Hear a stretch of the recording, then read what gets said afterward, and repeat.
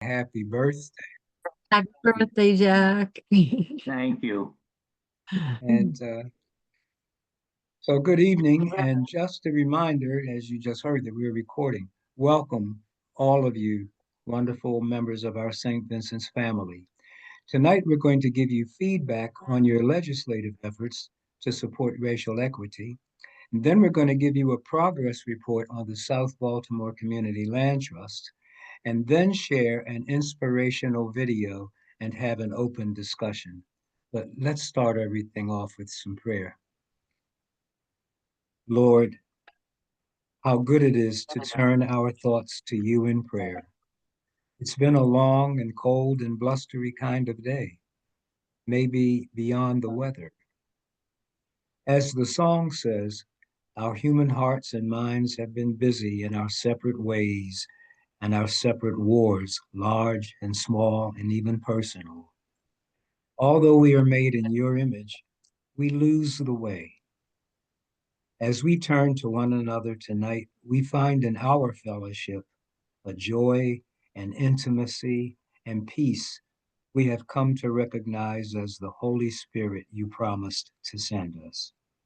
Spirit of love, spirit of hope, soul of the living and heart of the loving, help us this evening practice that most difficult virtue, loving all and working to benefit all, not ourselves alone.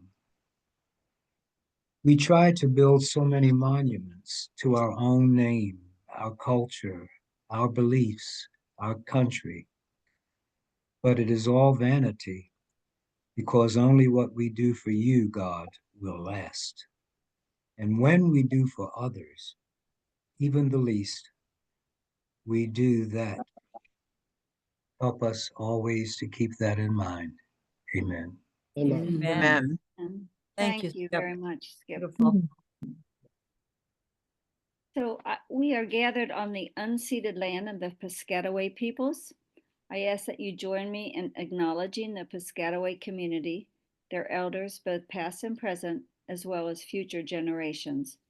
We acknowledge that this country was founded upon exclusions and erasures of many indigenous peoples, including those on whose land St. Vincent de Paul is located. This acknowledges and demonstrates a commitment to beginning the process of working to dismantle the ongoing legacies of settler colonialism.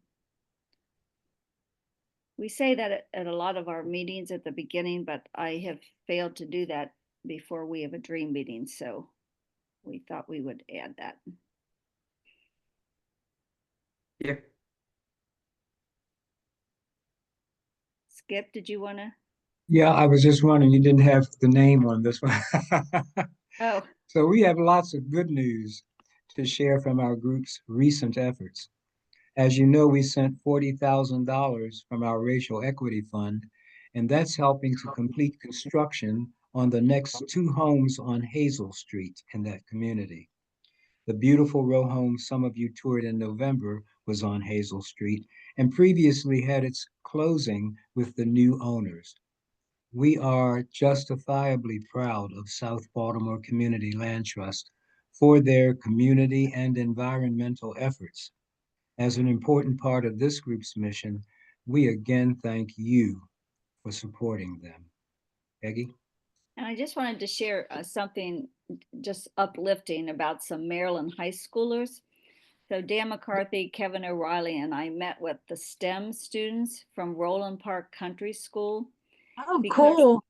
I know they had contacted us. They contacted actually it was Marianne Reichold, and she gave them my name because they wanted to get our feedback on their design on how to convert a row home into housing rooms for those living on the streets. Because they're, with all the abandoned row homes we have around the city, they did that as their project, and I thought that was really cool. That's wonderful. So we did a Zoom with them on May 28th. I'm sorry. Also, there's a Zoom on May 28th at 7 p.m. on housing and homelessness with members of Beyond the Boundary. Mary Kevin, I didn't know if you were going to mention that. And also the social ministry convocation, kind of the the small group that said we wanted to work on housing. So if anybody is interested in joining that, let me know and I'll send the Zoom to you. Okay, but it's good to know that some of the young people are thinking about it. Certainly is. And what we- were the teenagers' designs like? They You were didn't say actually anything about them. pretty good. Yeah, they had there was an upstairs and a downstairs, and they had a bathroom that they would share upstairs with Mhm. 3 apartments. And then anyway, it was pretty good. Of course, Dan and Kevin are more developers certainly than I. All I told them was the doors are too narrow to get stuff up, so make the doors big. But Dan and Sorry, Kevin gave them experience. some feedback, and they were they were good actually. So it was kind of Nice, so. great. And while we're at it, we want to thank our own Jerry Fiakowski and Ray Barr for volunteering to work on a letter to the Archbishop. I think you'll remember that. The AOB and Bill McCarthy of Catholic Charities stood up against immigration injustices, and Jerry drafted a letter of appreciation for their stance and requested that they continue. You reviewed it in our last meeting, and we sent it. And we also wanted to thank you for taking action on the legislation that we promoted, that, and we tied it to Catholic social teaching. We wanted a united front to address issues to support or anything that violated Catholic social teaching, as you recall. So we had church reform and the Green Team and Alive and Peace and Justice and Social Action join us. I don't know if you were there that Sunday, just to kind of let the parish know that we're all in this together, trying to address legislation that supports or does not support Catholic social teaching. So, and there were a few others that we'd like that we'll list, and I'm gonna share my screen so you can see them. So please read them. Let me know if you have comments or questions, or let all of us know because somebody else may be able to answer it. And I checked on the ones, I checked their status last week and none of them had been signed yet. And then I checked yesterday and all the ones with an S/ after them have now been signed. So the governor has to either sign, veto, or they'll go into, not these, not the ones with an S/, those are signed into law, but the ones that aren't and all the other bills that are in front of him, he has until May 27th to either act or veto, or they become law. So that's that. I will share my screen. Can you see that? Not yet. No. I was gonna say, wow, it popped up and I hadn't shared my screen yet. But I saw the whole thing. It was like magic. There you go. There we it are. goes. I mean, is this thing in your way? There What we go. No, it's okay. Okay. looks good.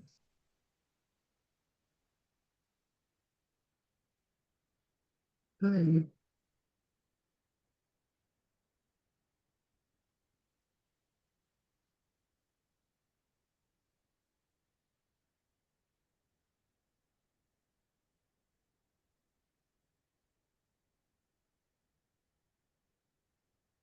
Peggy, Yes. I was looking at the list. House Bill 1036 removes obstacles for renewable energy generation, community solar. Can you say anything about that? Like Let what me were some of find the it on my obstacles? list. It may take me a second if you want to keep reading. Okay. House Bill 1036.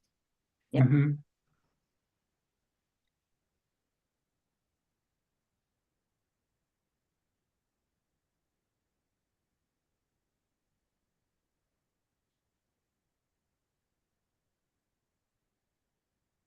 While you're doing that, I don't know much about House Bill 428, but I did hear a lot on the radio about it and the amount of debt that people could accrue because of a large hospital bill is just unbelievable.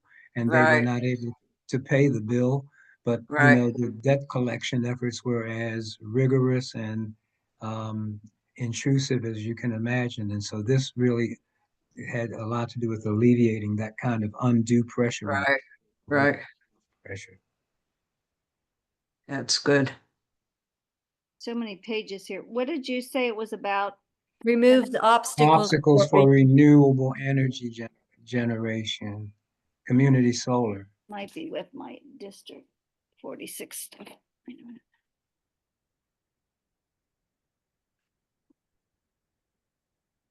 By the way, one of our representatives in 46 was the promoter of a lot of this. Robin Lewis, a lot of the environmental stuff. Upside down. I've got fronts and backs on all these. Ah.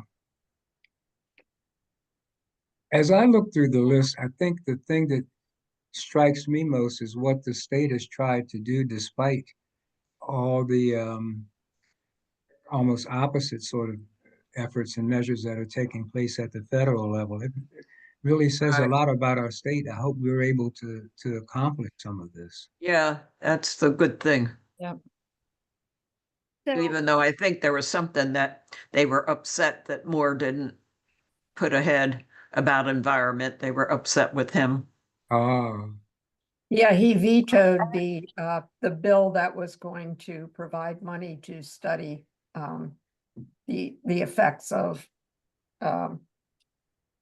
I forget what it was on the It was environment. environmentally, I know. It but was, yeah, it was the Hmm. one, the Renew Act that's on that list.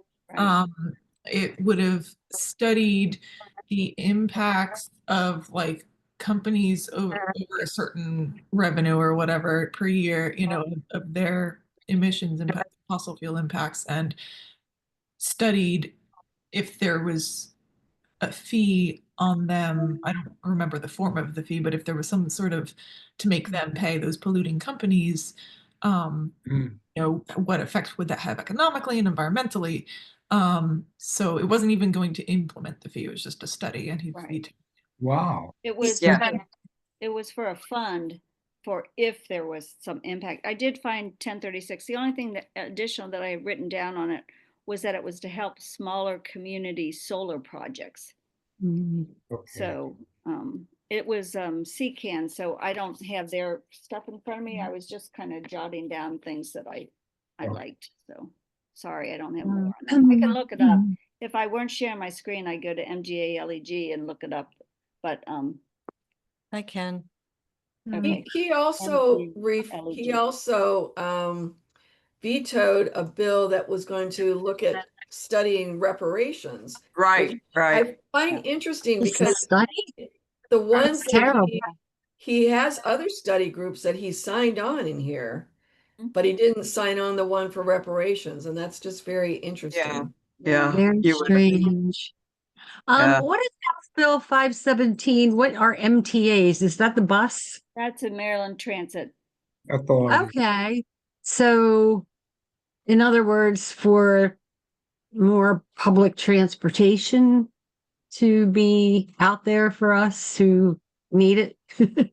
Right. And Dennis Moore has been, I don't think Dennis is on yet, but he's been very active in trying to get transportation positive things passed for the MTA. So I wanted him to know about that one.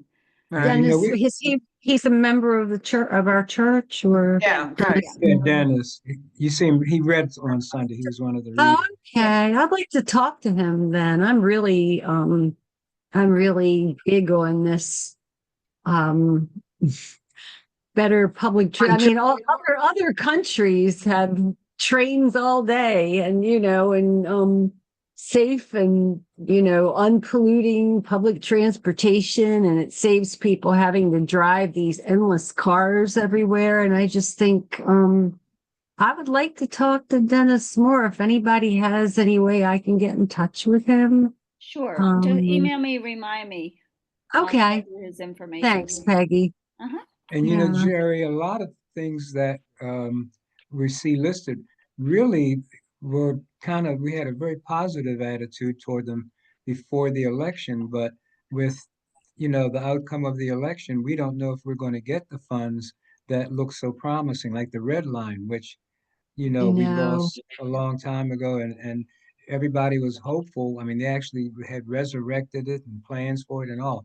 Now, we don't know if we'll get those funds, so it's, Oh, just hope we do.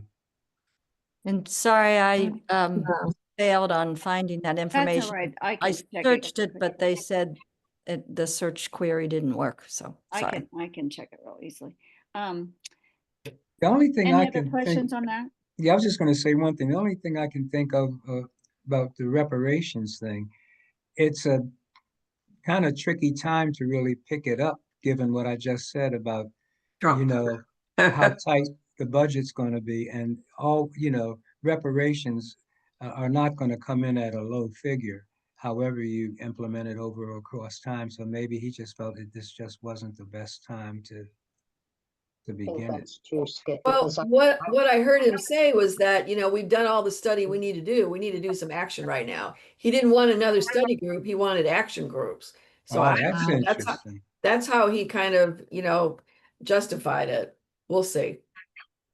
And Mary Mary. Lukaitis wanted to say something, but Mary, we're having a little trouble hearing you. I don't know if you need to get a little closer to the mic. Okay, how's that? Better. Better. And I did Yeah, find I read 1036. what he had to say too, because I was so surprised. But considering our budget problems and how many things can't be covered, he thought that we've done plenty already to justifying the need for reparations. And let's forget that and start moving toward doing reparations. What we're going to do. Yeah. All right, thank Good you. point. I'm Peggy or Yeah. anybody, funding for community schools. That's sort of interesting to me. Oh, the low income for low income families, multilingual services. Yeah, but I guess the school part is the part I'm asking. I mean, Okay. obviously, I'll yeah. tell you what, I'm on MGA LEG now. Let me give 1036 first, since I have that pulled up, and then Okay. I'll pull up 5 of them. So here's 1036. So the synopsis was altering the factors the Public Service Commission must consider before taking final action on a certificate of public convenience and necessity, establishing a distributed generation certificate of public convenience and necessity to authorize the construction and operation of a certain distributed solar energy generating system, requiring the Power Plant Research Program by July 1st, 2026 to develop and submit to the Commission proposed siting and design requirements and licensing conditions. Mhm. Renewable Energy Certainty Act is what it was called. Okay. All right, and the other one you said was House Bill 504? Yeah, the one that said community schools, low income families. All right, that synopsis says, authorizing local governing bodies to exceed certain tax and revenue limitations for a certain purpose. Altering the source of funds for the blueprint for Maryland's future fund to include the interest earnings of the Academic Excellence Fund. Authorizing the department to establish a national teacher recruitment campaign. Establishing the Academic Excellence Program in the department to address critical academic needs in public schools. Okay. That's Requiring all I, local school systems to develop certain countywide community school implementation plans, etc. yeah, that's great. I was just, I know there's so much going on in other states in terms of vouchers for other schools, which then takes money away from the public schools. So I was just curious about that. And Yeah. Skip has a little more to tell you about the excellence in schools. I do. No, what I can say though, Joan, is what's happening at the federal level definitely would chip away at so much of that. And especially if they just give the money straight to the states, well, you know what will happen in many of the southern states and where it won't go. So Yeah. to see again this attempt, it's a good sign. You're right. Yeah, that's good. That's better than what yeah. So Skip, you want to read your script? Yeah, shall I read the script? Thank you, Pat. Oh, also noteworthy are the That's why we were laughing. are the Excellence in Maryland Public Schools Act that brings strategic adjustments, such as easing the fiscal pressure in 2026, delaying some local education mandates, and launching a national teacher recruitment campaign. The bill also boosts community school support with added staffing, wraparound services, and a focus on improving tutoring and attendance. It's set to take effect in July. Again, doing this in light of the, portent of lowering funds and everything that's going to lower funds coming from the feds. It's really admirable. The other thing we thought was really good, the RAISE Act, which is kicking off October 1st, scales up registered apprenticeships across Maryland. So it creates new offices, programs, and a $10 million fund to connect employers with talent. So the RAISE Act aims to strengthen and expand Maryland's workforce and create accessible career building opportunities for more residents. I don't know if that's going to now focus mostly on federal employees, or what did you say about that, Skip, when we were talking about it? I think it was. I'm trying to remember. Well, that's all right. Well, The I guess one thing I do know that the city has already begun. They had a big thing down at the War Memorial a few weeks ago, encouraging city residents to come in and inquire and just see what's available. And some of the jobs were putting people into apprenticeships and things like that. Um, they said that in many cases you didn't have to have prior training if you had like the real desire and ambition to get it. But it seems like they walked back on some of that when people actually went and put in their application for those kinds of jobs. But still, the effort's there, and I mean they're really trying. So thank you. And we'll let Dennis know that he'll be happy to know that Brooke Learman also put in the budget funding for the light rail system modernization. So that should help too. good. So we're going to deviate just a little bit here, but a few weeks ago, Father John Uni's parish in Boston, St. Cecilia's, had an evening gathering featuring Father Greg Boyle and Father Richard Rohr and some other notables. They stayed for Sunday Mass, and Father Greg Boyle spoke to the congregation. We'd like to share a clip of that this evening, mostly for inspiration. In 1988, if you don't know Father Greg Boyle, he founded Los Angeles Homeboy Industries, and it's the largest gang rehabilitation and re-entry program in the world. They've provided training and support to former gang members and previously incarcerated people, allowing them to redirect their lives and become contributing members of the community. It's a blueprint for over 400 organizations around the world. They went worldwide in 2014 with Global Homeboy Network, spanning 38 states across the US and 10 countries from Great Britain to Zimbabwe. They have bakery, silk screening, restaurants, catering, grocery, recycling, tattoo removal, and that's just some of their operations. And they provide training and job opportunities. One of the Homeboy partners in Baltimore is the Annie E. Casey Foundation, which creates opportunities for young people, parents, and low-income individuals to build careers and savings and achieve financial stability. Also in Maryland is the Maryland Reentry Resource Center at Annapolis. Father Greg's underlying message is the power of radical kinship. We all belong to each other, and his vision and purpose, in his own words, we imagine a world without prisons, and then we try to create that world. I've read his first two books, Tattoos on the Heart and Barking to the Choir, and have begun his third book that was just released, Cherished Belonging, and I highly recommend them. So now just a little clip of Father Greg Boyle. I will warn you that I couldn't get it from the website like I did last time I watched it. And so there are advertisements that jump in that I'll have to get rid of. So sorry about that. Get this up a little. Looks like you got to go back to the beginning because it's in the middle. I know. I didn't think you needed to see the middle. He gave the homily. The I mean, beginning. Oh, see the I beginning. see. Okay. So if you ask me, I think Thomas gets a bad rap. I've never liked this gospel. He's talking about the doubting Thomas, that they're in the closed room with Right. the Put your apostles. He's fingers right. in my, Pardon me? yeah, where he says, put your hands in my side, touch, Yeah. don't He's be doubting. absolutely right. Thomas always gets a bad rap, and yet in another gospel, he said he would die for Jesus. This is interesting. I'll rewind it a spec because I think he says. Take a shower for a couple days.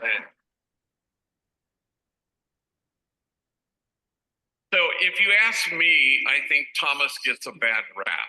I've never liked this gospel because it's all about faith and unbelief and did you see and did you believe? But the disciples are locked in this room because they're terrified. Find me Thomas. He's not there. And it says in the first reading at Solomon's portico, Peter and John have cured people, but the others dared not join them. This is a gospel, I think, more about fear than it is about faith. It's about being locked in a room. And if Thomas wasn't in that room, where was he? He was outside. John mentioned, the culture of encounter, which we honor as we remember Pope Francis. Thomas was outside.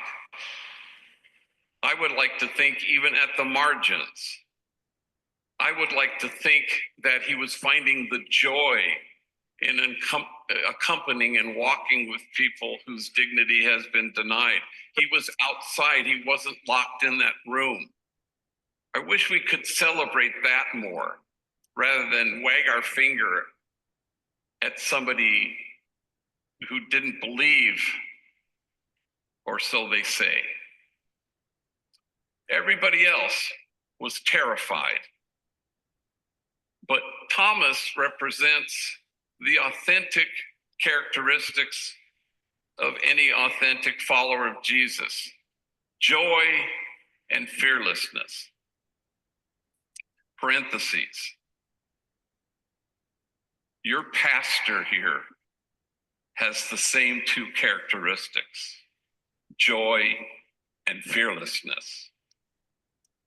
And you're extremely blessed and lucky to have it.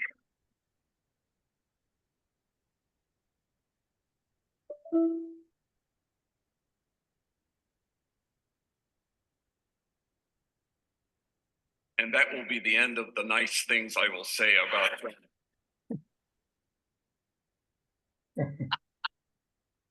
But our invitation is to be engaged, fully engaged, to go out to the margins and find the joy there and to be fearless, which is what we're invited to be as authentic disciples. So you know that I run a program called Homeboy Industries. I don't really run it anymore. These guys run it. But so for 40 years,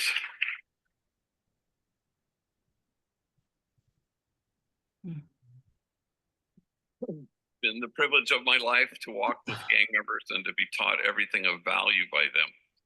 So we're quite large, in fact, the largest gang intervention rehab reentry program on the planet. And so we get 10,000 folks a year walk through our doors, gang members, rivals, enemies. And so I was in my office one day and a homie named Caesar, who works in the bakery, came into my office. I've known him for a long time, covered in tattoos. And he's standing in front of my desk and he has a hairnet on and a black homeboy bakery apron. And he just took a break from the bakery. And he stands in front of my desk and he says, "Look, I need your divided attention."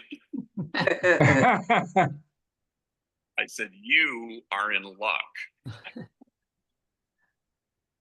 Because that's exactly what you're going to get.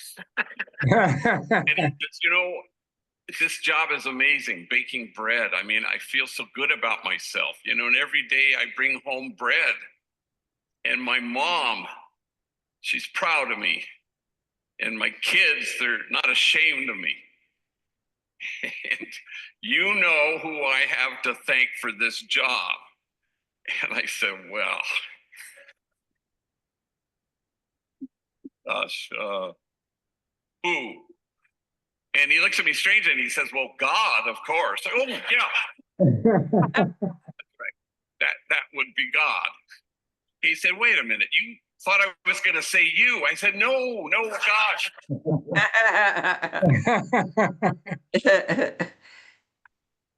And he said, you are so lucky we're not living in them Genesis days. And I'm sorry, them Genesis days. He said, yeah, because God would have been had struck down your ass already.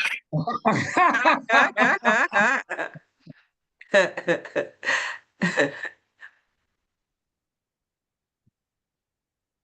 you don't leave the locked room, you'll miss that. And engagement, playfulness, the yanking of chains. In fact, it's a joy that makes you fearless. So on Saturdays, normally I'm in a bunch of detention facilities where I say Mass, and then I race back to Dolores Mission Church where I was pastor for 6 years. And my Saturdays are almost always the same, 1 o'clock baptism, 2 o'clock wedding, 3 o'clock quinceañera where girl turns 15, 4 o'clock exorcism. Just checking to see if you're still listening. So anyway, I came home from presiding at a Mass at a detention facility, and it's like 25 minutes to 1, and I have a baptism at 1. So I have time to go to my office. So I go there, going through the mail on First Street at our first office, and a woman comes in. I find out her name is Lisa. She's in her 30s. And this is the first time she's ever stepped foot in the office. And she's a gang member. She's a felon. She's tattooed. She's a heroin addict. She's engaged in human trafficking. And this is the first time she's ever stepped in our office. And it's now 15 minutes to 1 in my baptism. The homies call her La Gritona because she's always screaming. And she'd be screaming at the bartender next door when he tosses her out every day and shakes her fist. And she'll be screaming into the payphone across the street, talking, yelling at family members or friends, just let me stay tonight. And this is the first time she's walked in. And now it's 10 minutes to 1. And she comes into my office and she looks at the photographs and she says her name and she sits down. And she launches right in. I need help. Ooh, I've been to like 50 rehabs. I'm known all over, nationwide. And then she takes.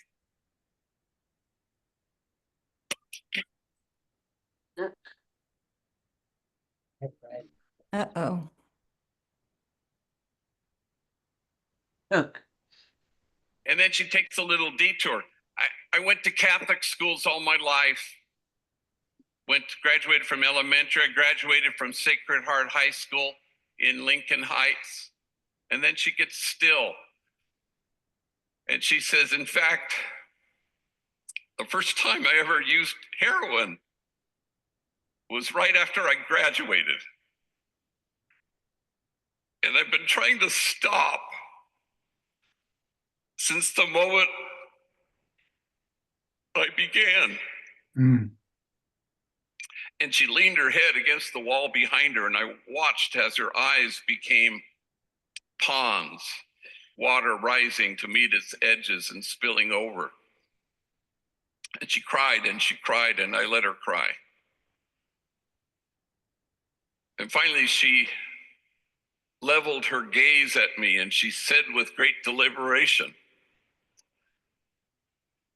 I am a disgrace. And suddenly her shame met mine. Because when I had seen her step into my office that afternoon, I had mistaken her for an interruption. Mm. We have to leave our locked rooms of self-absorption that keeps us from joy and fearlessness. Lastly, and I mean it,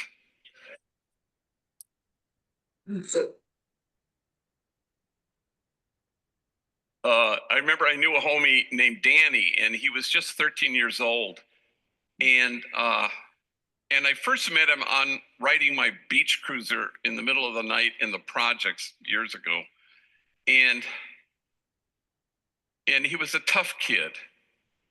And when I'd pull up, he was kicking it with his homies, and he'd always kind of lift his shirt to kind of reveal slyly that he had a gun tucked into the front of his pants. I don't know why he wanted me to know this, but so I only knew him in the streets. And he had vowed to me one day, I will never step foot into Homeboy Industries. I go, well, okay. So I knew him, in the alleys where his homies kicked it, and I knew him at juvenile hall when he'd get locked up. I knew him at a probation detention facility. Finally, he went to prison at 18, only did 2 years. But when he got out, they say in gang recovery, it takes what it takes. But for gang members, it'll be the death of a friend, the birth of a son, a long stretch in prison. For Danny, he came home to discover that his mother had pancreatic cancer and only 6 months to live. So I'd go over there, and he was so tender with her. A lot of siblings, but he was the designated caregiver, hospice caregiver. And his tenderness was so remarkable, all the more remarkable because this woman had really actually tortured him when he was young. And so I went and I anointed her. A week later, she died. And then a week after that, I buried her. And a week after that, Danny walked into Homeboy Industries for the first time. And I watch him, work side by side with guys I know he used to shoot at. I watch him, as we say at Homeboy, laugh from the stomach.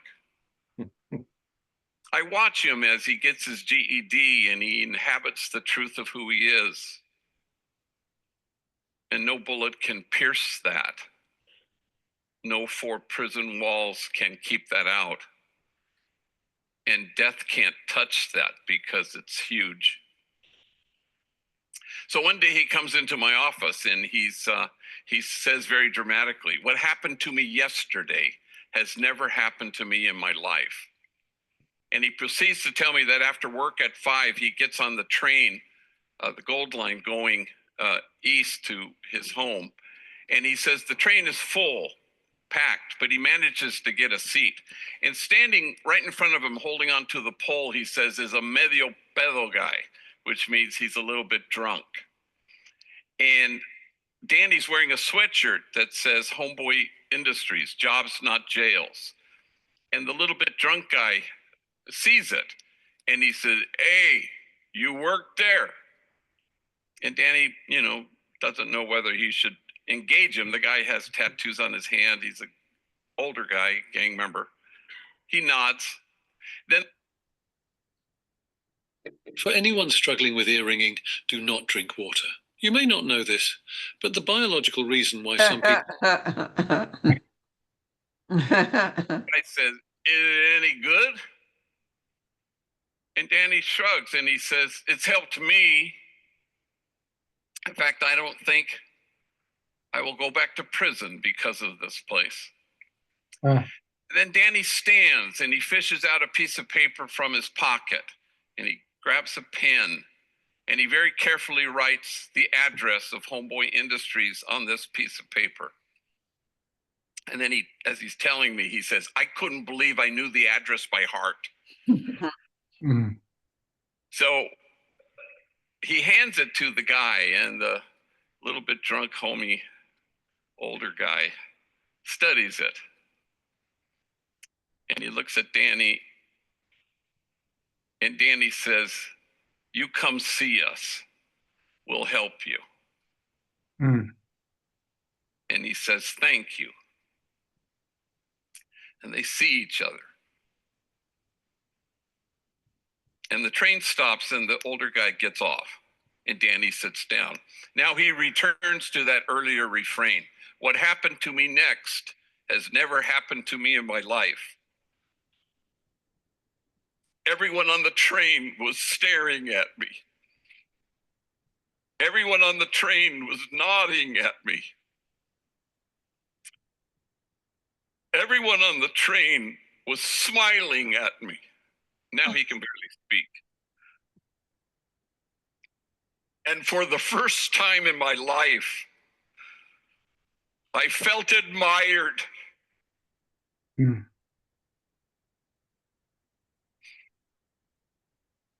Imagine what we miss if we stay locked in that room. We want to follow Jesus. We want to be authentic disciples. It can't happen locked in that room. You have to leave it. This is not a gospel about faith. It's about fear and how trapped we are in it. And the first step is to leave that locked room. What awaits us is joy and fearlessness.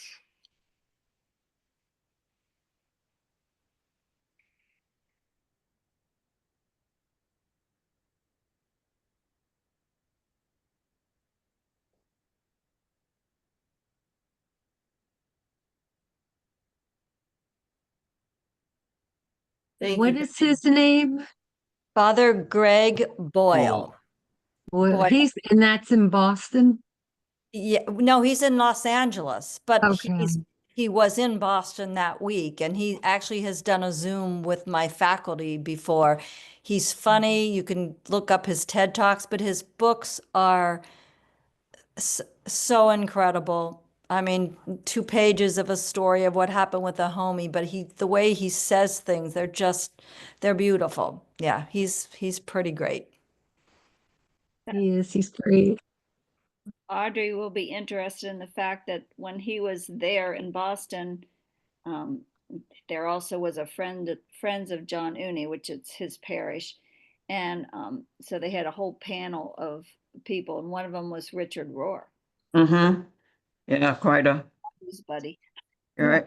If anyone's interested, I can send you the link of that evening, but there were so many people that were on it that no one got to talk a lot. But so I was thrilled that he came back and did the sermon on Sunday. So that was the sermon. But also, Peggy, Father John is amazing. So Ah. St. Cecilia's, our granddaughter who lives in Boston, I said, I have to tell you about this parish and this priest, and I'm going to send it to you. I said, it's called St. Cecilia's. She said, Graham, that's Father John. I go there when I come. When I can. It's on the other side of town, and it's not easy for me, but Father John is amazing. So I was just so happy to hear that she found it over there, you know. He's a dear friend of mine, and he is amazing. Yeah. What did y'all think about how packed that church was? I know. Besides Yeah, that, that was a lot of I was people. amazed. besides that, there are thousands on the live stream every Sunday. Yeah, Wow. I Wow. actually sing my mass on Sunday, and then I go home and listen to his sermon. Anyway, a Jerry, lot of stuff that we can take. Yeah, Ray. can I ask Jerry a question? Was interesting. Uh, he's been to Baltimore in the past. He's given the Catholic Social Ministry Conference at one time. I was interested. You said 37 states have these programs, and the Annie Casey program in Baltimore has it. It'd be interesting to follow up and see the implementation of that program in Baltimore. I'd be interested in knowing more about it and trying to support it as best as possible. So where's the program? Annie Casey is a great organization in Maryland. Right. Bob Embry is the chairman. He just retired after 35 years there.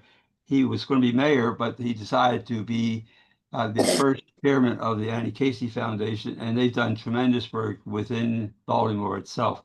So Right. I'd be interested in hearing more about the implementation of the program because we've had the lectures before. What we need is to implement it. And I'll be interested in going and trying to find out from the Casey Foundation where that is. Do you know, Skip, where that might be the Homeboys program in Baltimore? No, I'd never heard of them, Ray, and I'd worked with the Casey Foundation when I was with Nancy Grasmick at the State Department. So this was new to me. It's very Yeah. exciting. Yeah, very exciting. Well, what happened, I think, with a lot of these places across the country and in other countries is that when he said they have like thousands that come through Homeboy Industries. So I think they go there and they do tours, at least some of the people that I've talked to do tours, and then they just get a feel for it. And I guess, then they go back and they do something in their own city or state or country. So it's just been a model for a lot of them.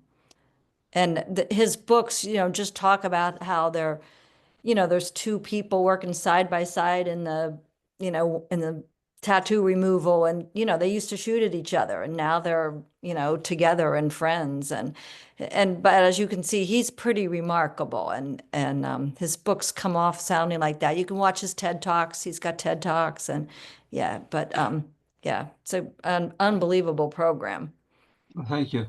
I had the opportunity last summer at Chautauqua in New York to spend a week there, and Greg Boyle was preaching every week for the the interfaith service, but he also gave these talks in between. And one of the things he did say, which was I think insightful, was that he gets a lot of visiting people from other cities and communities wanting to duplicate it, but what they do, they end up finding that they go back to their communities and they design it specifically for their own community and how it's going to be the most impactful. So what you see in Baltimore isn't going to necessarily be a duplicate of what's being done in Los Angeles, but they're taking his philosophy and his wisdom and trying to make it very specific for that community. So like in Chicago, it's going to look a lot different than it does in Los Angeles. And I'm sure the Annie Casey probably has something that's very different as well. We'll see if we can find out something about it. Mm-hmm. And it's a couple things struck me. One, his joy. Does that remind you of anybody else, like Father Chuck, who works all prison ministry? He has that same joy when he talks about the conversations with the people on death row, and I thought that was And really fearlessness too. fearlessness, absolutely. And the other thing, the locked room, I just kept thinking that example he gave of the interruption, considering it an interruption. So guilty, so guilty. Worried about getting somewhere on time and being too impatient and not totally focused and the privilege of that moment. I just think Amen. Yeah, lot to learn, right? we Lot can to all relate to that. I'm sure. Anything else that hit anybody that you'd like to share with us that maybe we can learn it too?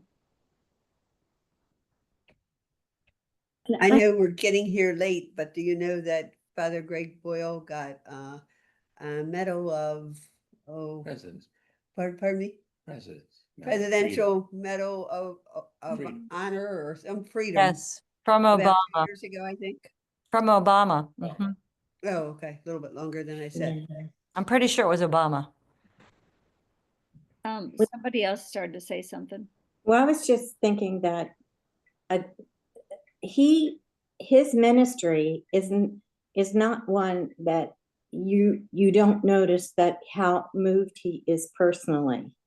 And so part of the stepping in and the fear is that you are going to get engaged and you are going to feel wounded when you work with wounded people, but he allows the love to come over that. But you couldn't miss how choked up he gets about it. I think Loyola gave him honorary doctorate a couple of years ago as well. But when he talks, you know, he knows these stories. He's seen it over and over again, and he still gets choked up about the stories that people tell him. He's so moved, and I just think you can't miss that. That's a movement of love and witness that.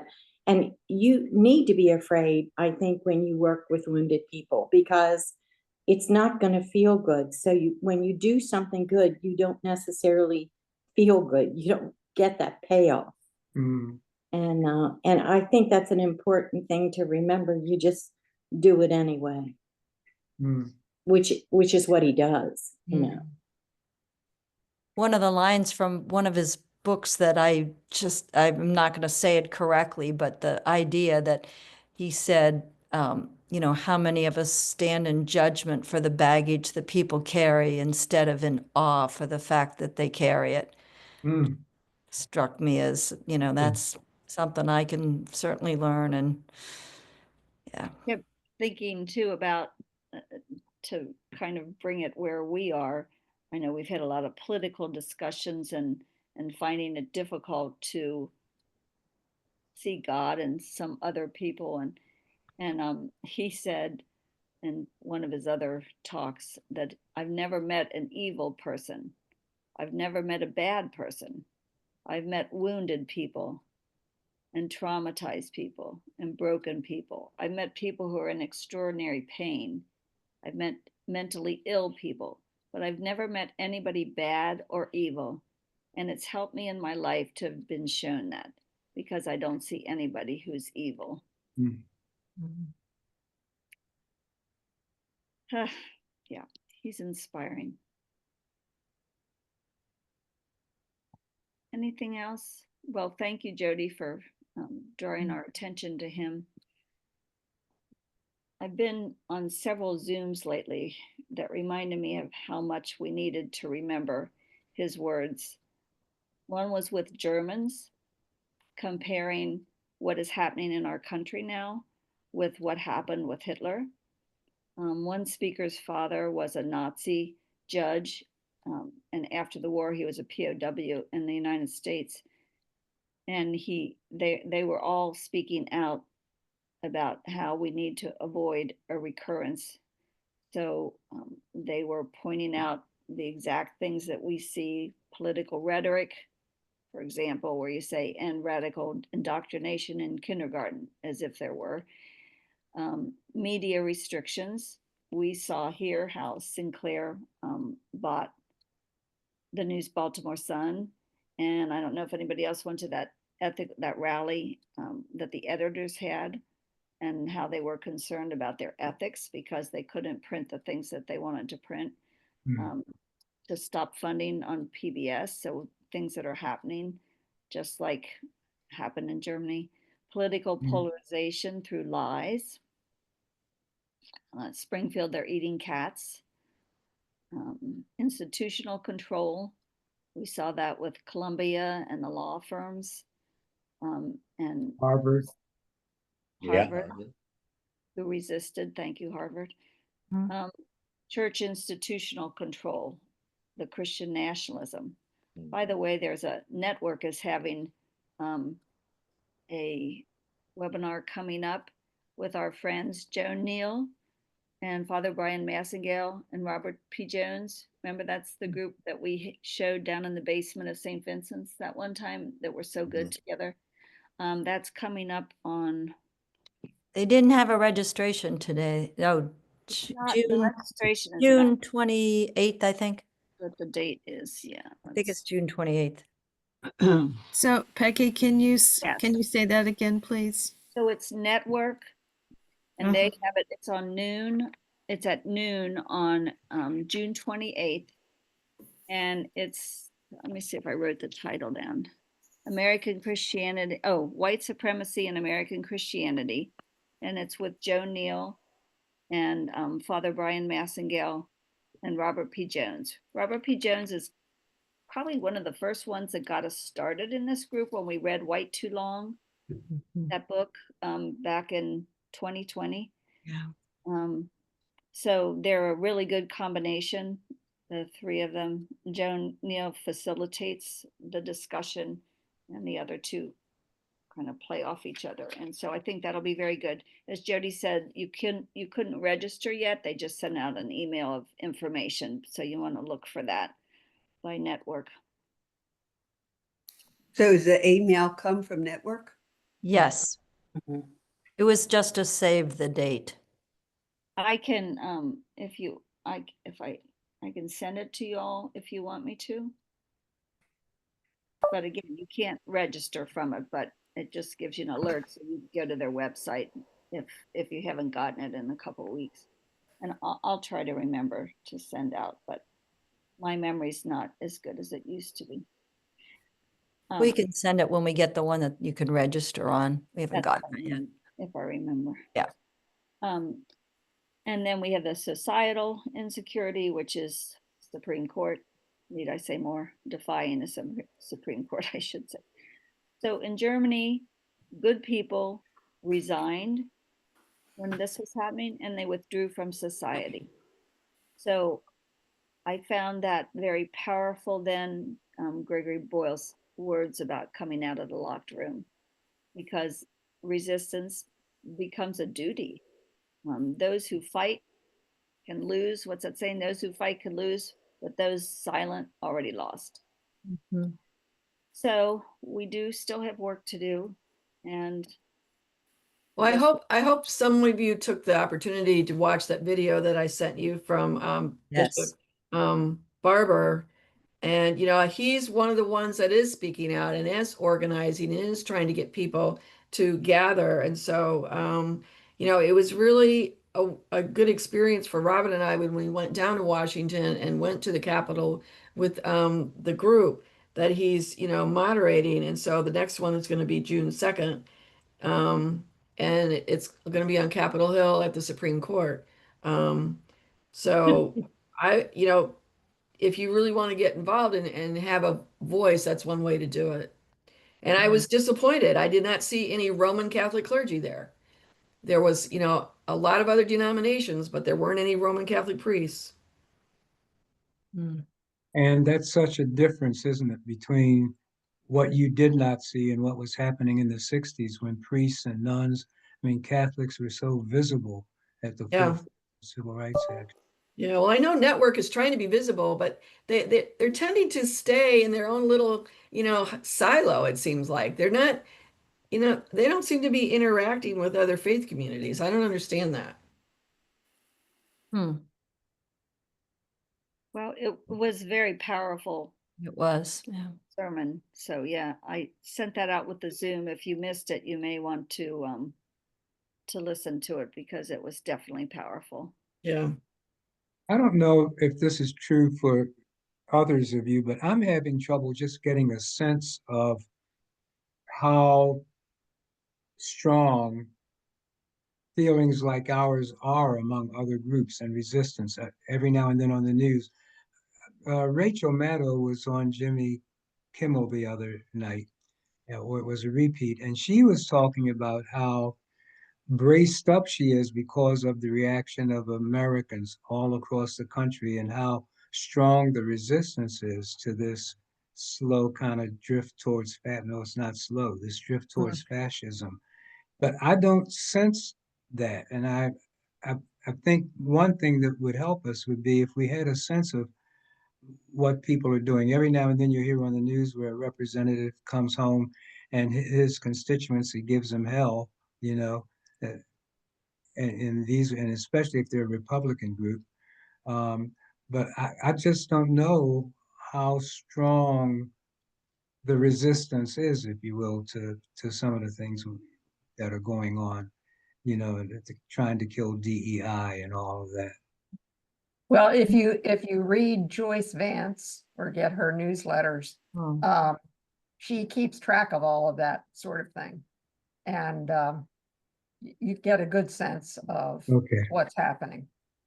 So, I saw a really good interview with her yesterday. Yeah, she's pretty darn good.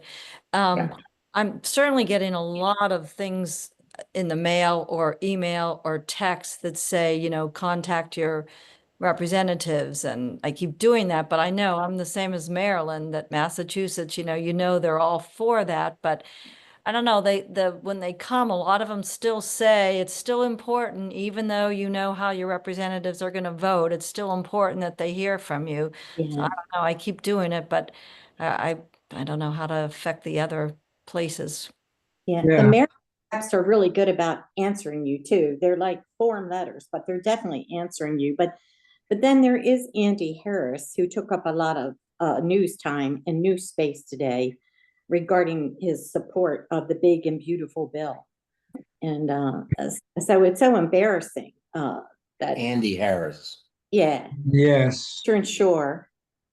And so in Trump's pocket, so in he who cannot be named's pocket, who I love, I must love. Peggy reminded me. I know. Not easy. I Mine's a don't. little strong. No. Oh, At least our senators are pretty good, you know, that we Yeah. have, and our congressperson. We know Yes. how they vote. right. And they write back to you and they send you, I get emails from Angela and from Chris Van Hollen all the time, Right. what they're doing. So, at least they acknowledge when you write to them about They do. any particular subject, they will say thank you and so forth. So, One of the Chris things, Van Hollen's been wonderful to me Yeah. anyway. He's helped my clients tremendously, and so he's always going to be special to me. Great. Yeah. one of the things that helped me a little bit, I was doing just in terms of the hate love, because I kept saying, I'm sorry, God, but I just really hate him. So Yeah. trying not to, but I did an Enneagram study, and one of the examples they were using was Enneagram 8, which is the forget the name of it, confronter, or I think that's the wrong word, but anyway, if you don't know the Enneagrams, in each number, there's like 9 levels, and the top 3 would be like really healthy, and the middle 3 would be kind of normal people, and the bottom 3 would be unhealthy. So the person running this was saying, so an 8 challenger is a challenger, and Martin Luther King was an 8, but he was like a 1, and you read the description, and it's, willing to die for a just cause, and I mean, everything was Martin Luther King. And then Trump is an 8, excuse me, and the bottom 4 levels, and this helped me because it helped me see that it's a sickness. I mean, he's ill. Every word you read in the bottom unhealthy levels, unhealthy, were, vindictive, thought nobody else was right but him. I mean, every single description in it. So I don't know. I found that helpful to just think in terms of, so it's an illness. It's a sickness. Right. I don't know if that helps anybody, but it helped me. He Yeah, might not that's good. last that long, Peg. Don't worry. He might not last that long. He looks like he's going to die of a stroke any minute. Big fat red face. I mean, he looks unhealthy. I don't know if you all don't think so. But I do. I think he looks like, he's stroke material. So I don't think he's going to make it. Certainly not going to get through all 4 years. I think what we ought to do is buy a truckload of Big Macs and drop it off at the White House. I don't think Vance is Out any of better. love. That's too much resistance, Danny. Out of love. Yeah, but I think that's important, where the guy from the said in that homily that you don't think of people as evil or bad, but think of them as, either afraid or sick, or, that they have other problems. And that is good to try to think of, because Yeah. that's not usually where I go. Right. And when Amelia, I heard that his dad always said to him, there's only winners and losers. You have to be one or the other. I mean, think being raised like that. How could you come out anything but screwed up? Right. He's never said, I'm sorry. And where's the mom in all this? No, they asked him once and he said, I've never said I'm sorry.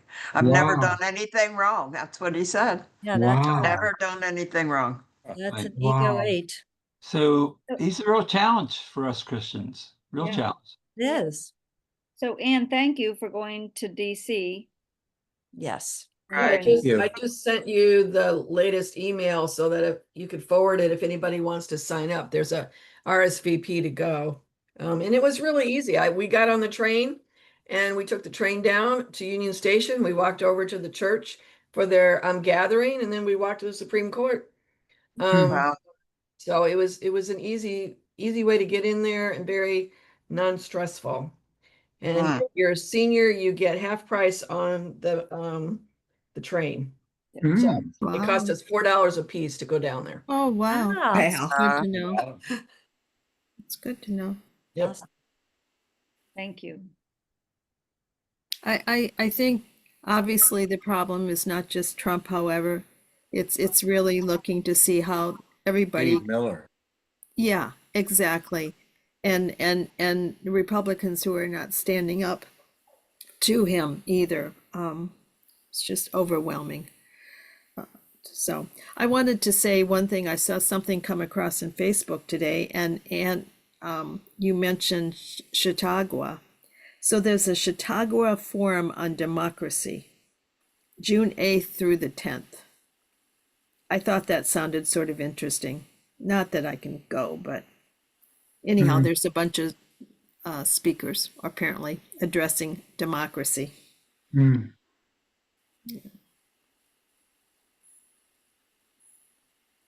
But Anne, you said you sent the next information? I sent it to Peggy.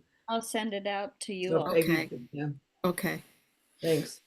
Yeah. I don't know how to do a group email, so. And I don't know about June 14th, if Hmm. anybody's planning on doing anything on that day. Well, it's also Pride, the Pride Parade in Baltimore that day. So yeah, there's a lot of things going on June 14th. It's interesting that way. Yeah. Yeah. I know that there is something in Patterson Park, like the New Kings thing. I'm sure there's a big one in DC, like a big counter Yeah. Yep. fest or counter parade or something, but there's one in Patterson Park for those who don't want to go all the way down to DC. Yeah. Yep. This kind of brings us back to a question that we've raised a few times before, but it is important to just kind of get a feel of how everybody in the family is thinking about what is the best way for us to continue. We began with over a year of studying and having speakers and really discussing what structural and systemic and institutional racism really meant. And then we took some time and really looked for a way that we could assist something that was striking at the stem and at the structure in a positive way to make change, and found the South Baltimore Community Land Trust.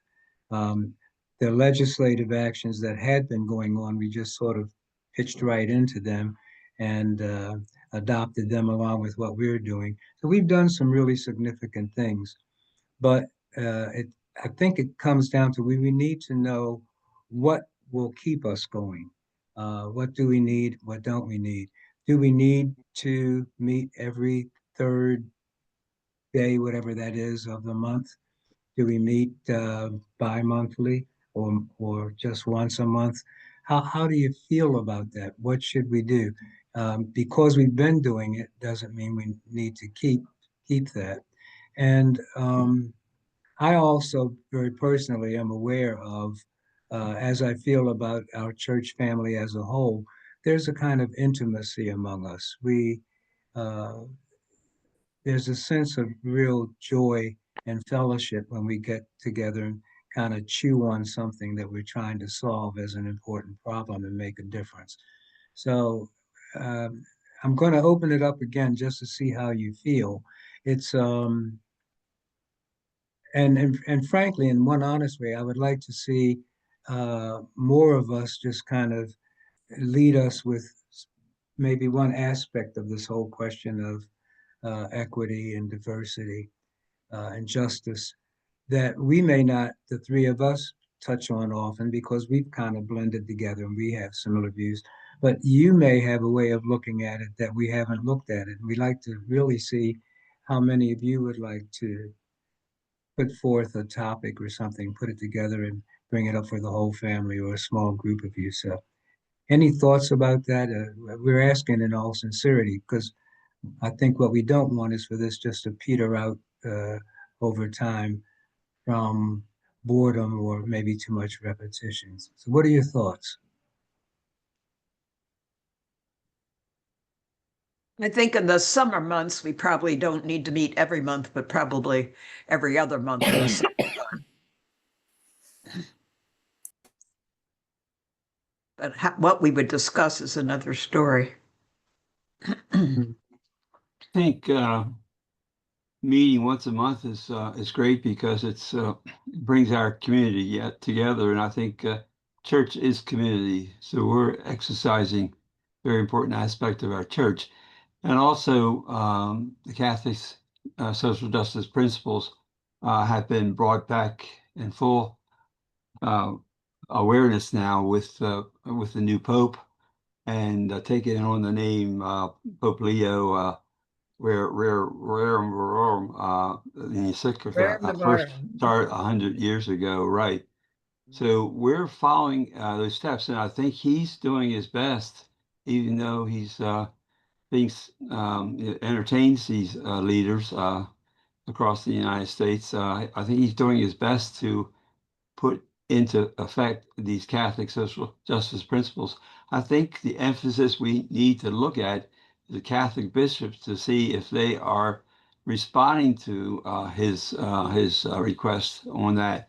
So I think we should put some pressure on the Catholic social justice and to find out what they're doing and seeing if they're changing, because in the United States that's a very important aspect for them to lead and not say things after events have taken place, which has been their style. We need them to be active. We can't be that active, but we can encourage and support their being strong.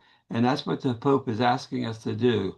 So I think the Catholic social justice principles right now are very important. And we need to look to the Catholic bishops to make sure they're working with the Pope to carry them out.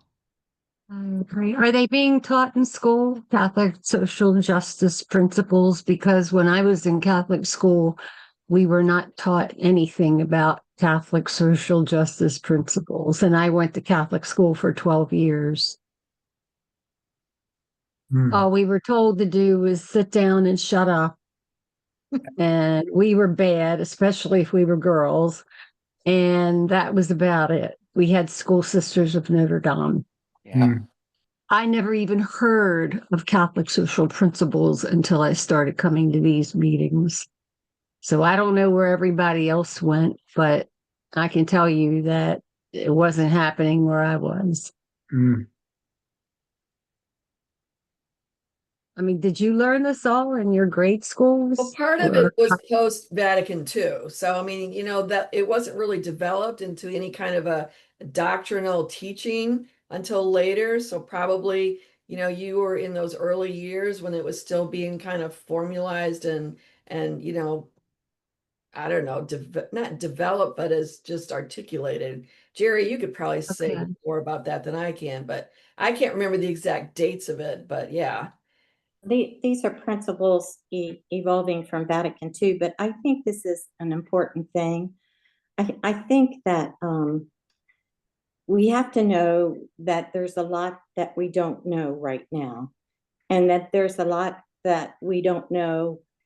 And so how we're going to deal with them on several levels, including parish and nation and spirituality is going to be something that we have to be alert, pay attention to, and be more concrete about what we believe or what we hope in. So small networks like this are going to be very important. And small groups with big voices and the kind of fearlessness that Greg Boyle talked about is going to be very important. And so what we've been doing is trying to have clarity and understanding about, what we want to stand up for and what are those principles that back that up, like those principles of Catholic social teaching. But there's also those things of transparency and community and openness that we're going to have to work with so that we can resolve whatever is facing us. There's a big unknown that's still facing us, both parish-wise and nation-wise. So little networks and little communities like this, of people that love each other and support each other and are not going to be silent and yet have God at the center, are going to be so important. And that sounds really altruistic, but it's really doable. And it really can work. Sort of like we're an underground that's not going to stay there. Do we know of any other groups similar to ours within the Baltimore area? Well, the racial justice, Racial Justice Circle. Yeah, we meet. Yeah. Several different parishes. Mary Catherine is our representative. So we do have connections with those other communities? Oh, yeah. In fact, I don't know, Mary Catherine, I got there right after you left, but the Black Lives Matter rally on Sunday had a lot more people. Interfaith. 120, I heard. Yeah, it was interfaith.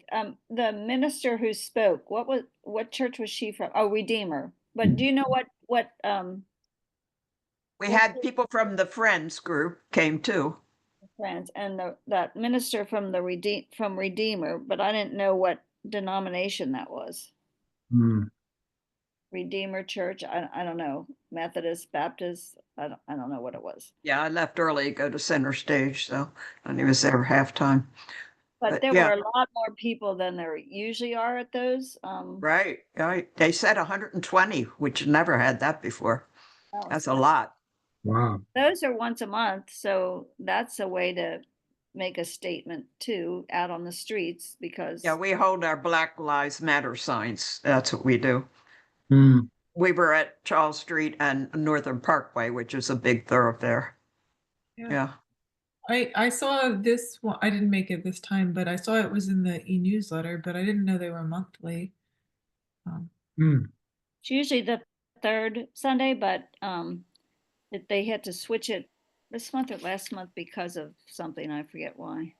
This one was on the third. I guess it was the one before April's was the fourth, I think.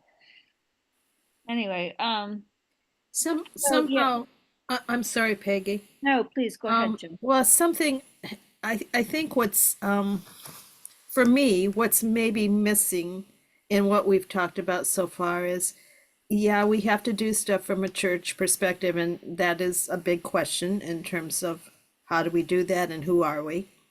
And we have to think from a national perspective. But I think that approach to really addressing this at a church level, from a diocese perspective or a broader perspective, is really critical.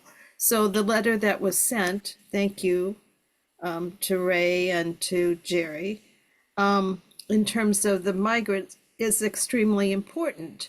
That some kind of push, I think, happens at that level. So where I'm going with this is I'm thinking about our new Pope and the name that he took, and thinking about Pope Leo the 13th, right? Rerum Novarum. I mean, that was all about work, right? And rights of the working person. And the justice issues.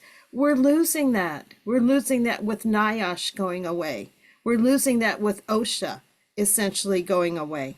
And somehow, shouldn't there be a voice from a broad church perspective to say, this is not acceptable? Workers' rights are being destroyed by losing NIOSH, That's right. So that's sort of what I'm thinking. It's a lot of work, right? But Yeah. I think it has to come from a big, broad perspective of the church. If they're going to really stand true to what the church has said back in 1890, whatever.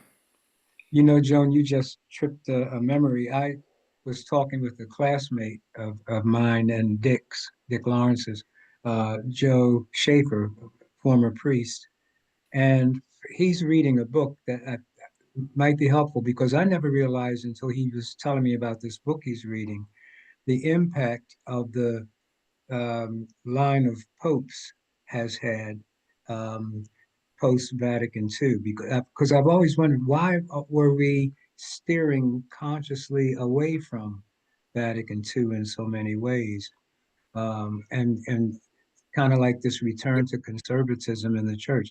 But when he started talking to me about what he was reading, what Paul VI really felt, you know, do a little bit, but not that much. Um, so it was sort of like after John the 23rd, there really was the beginning of retrenchment, and that most of our prelates, our bishops, and all are people who've come, um, you know, with John Paul II uh, and Benedict the 16th. That's a pretty long stretch. Maybe beginning with Paul VI, kind of like not really pressing forward with Vatican II. Um, and trying to understand that mind and that mindset, which is, you know, which is not what Francis's mindset was clearly, you know, as we're hearing more and more, and seeing that Leo seems to be sort of a blending of those perspectives in a way. Loves Francis, loved the emphasis on the poor, but seems to know how to work with and understand the bureaucracy that's so ensconced with all of this. Maybe it would help me to understand the Archbishop of Baltimore better. Yeah. Lots of love. I don't know, but Yeah. it's just to understand why things are the way they are right now, and why didn't we move forward. I remember one of our teachers said one time that it took Vatican II to balance or begin to balance the authority of the bishops with that of the Pope. And it was going to take Vatican III to balance the authority of the people of God with the bishops and with the Pope. Well, maybe we're ready for Interesting. that. That's interesting. Joan, you gave an idea. Maybe Jerry and I and the rest of you should write another letter to the Catholic bishops on workers, especially all the workers who are out of jobs Mm. right now. So if we're, I get that Rare and rare. right, That what's that about You might, workers? Maybe we write another letter, affirming that with the new Pope and writing it to the Catholic bishops and asking them to take a stance you in might the want to United get States Chuck on the workers. Hendricks on this. Huh? So I was at the thing Saturday with Chuck Hendricks, the Catholic Campaign for Human Development, talking about workers' rights. It was at St. Vincent's. It was 3 to 5. They had tons of literature out there if you want to pick them up. I think it's Lot still of there. It's still there, and they were talking about that. So I think based on a lot of these statements, it would be worthwhile for us to find out what the USCCB is doing, what Mhm. they're working on, and then Mhm. maybe that will be an avenue for us to write them and tell them what we would like them. Yeah. Well, It's a little touchy. I don't know who usually goes to the USCCB from here. Does anybody know? Lori, Lori goes. Glory. Bishop Lori. Is it do just the they have a Archbishop? Is it just spokesperson? him? A I don't know. spokesperson? Is he the only one that goes from No, around here? the vicars have, the others have gone. Yeah. Yeah. The Parker would probably go. Parker. But you know, Yeah. I've gotten a couple things that I could send to the USCCB this last month. So when I've gotten all these things to go to the senators or whatever, I've gotten them to go to USCCB also, and I've sent those in. But Oh, that's great. I think Joan's exactly right. I mean, I just think the Catholic Church, those of us that are religious, all of these things that are happening are against the Catholic social teaching. I mean, you go right down the line. It's not just the workers, it's the poor. It's all down the line. It's creation. It's all of them. Yeah. So anyway, in fact, sometimes, you know, when you call or write these, they'll say, if you're with any organization, say that, because that's helpful. You know, you probably hear that. But I think going to the USCCB is not a bad idea at all. And we'll tell them we're from St. Leo's in Baltimore. And Peggy, I'm going to find that book in case others like me are curious and want to read it and see how that helps us to understand that mentality or something. Well, you know, Rerum Novarum was Leo the 13th did that in something like 1890 or something. Yeah, Right. So this is like this was social justice teaching right away about the rights of laborers and wages and child labor. Amen. And so, like what we're asking for is not out in the ballpark, you know, out in left field. We're asking for something that's, you know, right in center field. We kind of really want to know what our leaders are supposed to be doing. I'm a little hardened and bitter. I mean, I'm sort of like, I don't care, you know, but I do think Joni is right in a sense that Yes. it's a big thing. It's a big thing. And I think that we should say, where are you? I mean, like Annie said to us, they did the march. She didn't see, there could have been Catholic priests there and Catholic hierarchy there, but if they were, you know, Anne didn't see them and they weren't being prominent. Pretty silent. And if we look at civil rights, we know that at least priests were involved in civil rights, right? Oh, pretty active. Amen. In the front. Exactly. So there's something wrong here. Everything's going down the tubes, and where are the church leaders? That would be my question. Well, how many watched that thing that Anne sent, that Bishop Barber? I did not, so I need to get back to that. You'll hear him speak. Was that I think I saw that. Was that the interview with the bishop and No, it's a No. homily. He was giving a sermon. Oh, I didn't see that. Yeah. Jody, did you have a question? No, I don't know how that hand went up. I was saying, yes, I watched it, but I don't know how that hand went up. seriously, I must have touched my mouse. Sorry, everybody. Well, I see that it's 8:31, and I know I hate to, if I'm happy to stay if people want to continue this discussion, but I don't feel guilty if you need to leave. But I really think we need to find out what USCCB is doing, and then. So this was a good discussion. I think that's one. Sorry, Skip. No, I was just going to say, I think this was a really good discussion because it did bring up Catholic social teaching again and the United States Conference of Bishops. I think that is something we really need to look into and maybe react to more as a group. And why we need to stay together. Yeah, be pushy. Yeah. Proactive. Yeah. And it may be helpful too, actually, just to, of course, I love history, but to do a little review of Rerum Novarum and just how it came about, etc., just so we had that from a historical perspective. Well, we could even read it. I can read. Yeah. Anybody plan on reading it that would be willing to give a little synopsis? If I can find it. Well, I think the idea though was that it was the Industrial Revolution, right? And so that's where it was focused on the workers. And now we're in the kind of AI revolution. I mean, Pope Leo sort of mentioned that's why we need to look at that again. Well, I think the issue is by when. But I think I'd be happy to do something, maybe with somebody. Joan, thank you. So I guess we should meet June 18th, which is the third Wednesday, because that will be Father's last meeting. Yeah. And when he called me to tell me that he couldn't come tonight, he said, I will definitely be there June because, you know, it'll be my last meeting and I would like to, you know, say something to the group. So, yeah, I'm not going to be here, Peggy, then. June is going to be tough for me. We have guests coming in like 10 days and back and forth the whole month of June. Well, there are always people, you know, that are aware. I got a lot of emails of people that had to miss tonight. Right. And July, we'll probably skip July. I actually will be away for a couple weeks in July. So, but so we'll probably definitely meet in June, and maybe we'll see if we can find out anything about the USCC.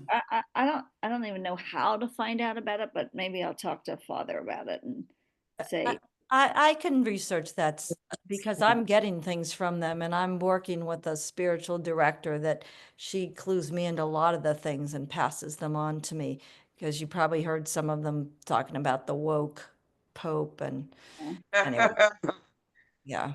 They have a website, Peggy. The USCCB has a website. usccb.org.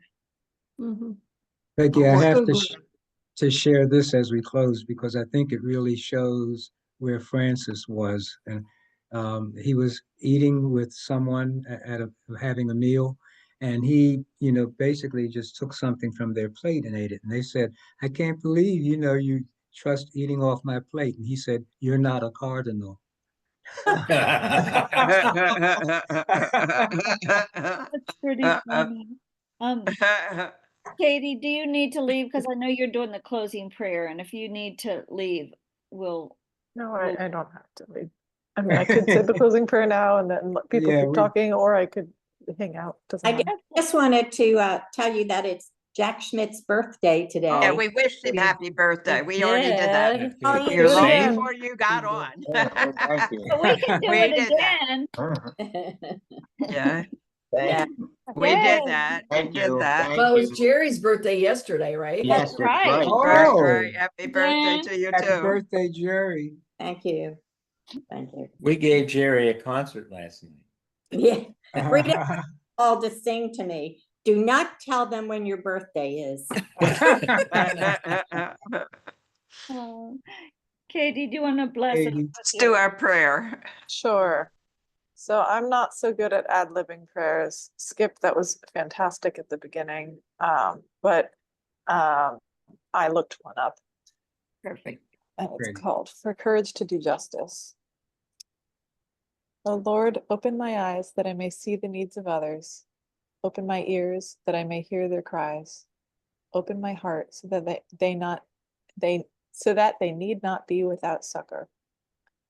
Let me not be afraid to defend the weak because of the anger of the strong, nor afraid to defend the poor because of the anger of the rich. Show me where love and hope and faith are needed, and use me to bring them to those places. And so, open my eyes and my ears, that I may, this coming day, be able to do some work of peace for thee. Amen. Amen. Thank you. Thank you. And we might be singing Open My Eyes Sunday. Well, think of this. Practice it. We were going to do it for if we needed a second communion song. So we might be doing it this week. So. Amen. Quick update, and I'll shut up. My brother is being discharged from the hospital tomorrow afternoon. Great. Okay. But Hasn't had the surgery. he hasn't had the surgery. Oh, but that's he's right. Yeah. gotten rid of.